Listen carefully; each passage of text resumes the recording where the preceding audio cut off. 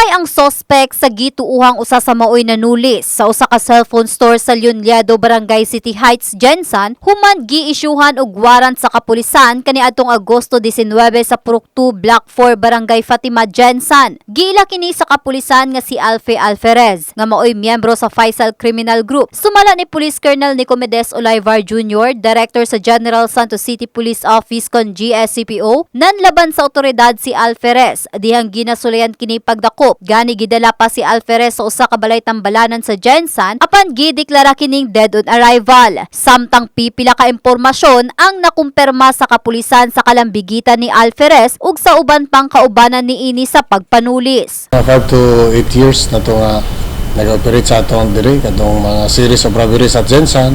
Magdito sila atong mga suspect. Robbery incident ma'am nga sa establishment sa cellphone nga nakuha to mga iPhone worth 1.7 to 2 million.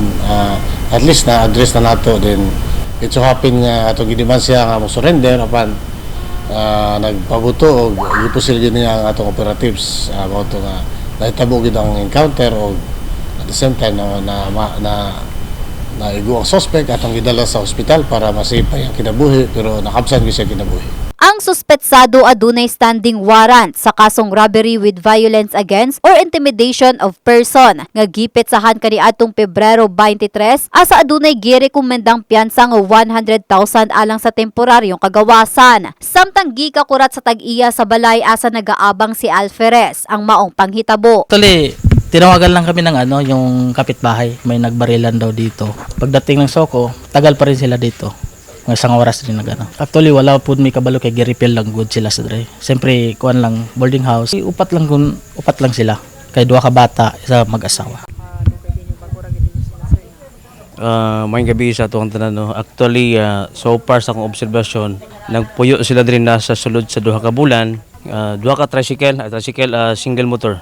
Magtinambay kay usay always sa close tapos moagi ko siyempre maabrihan man gani mo gawas nga motor so makita na ko sa sulod nga mga tao isa to nga doubt ko kay ngano man nga wala kay tao gagawas pero daghan kay tao sa sulod. Samtang narecover usab sa kapulisan ang usa ka 45 kalibring pistola ug uban pang personal nga gamit. Samtang sa dugang balita, dakpan usab sa otoridad sa Davao City ang duha ka suspetsado nga mga kauban ni Alferez sa pagpaluyo sa pagpanuli sa usa ka cellphone store sa Jensan. Sumala pa ni Olivar, nasikop ang mga nahisgutan human masuta nga ang nadagit ni ining cellphone gikan sa maong establishmento gibaligya sa Davao.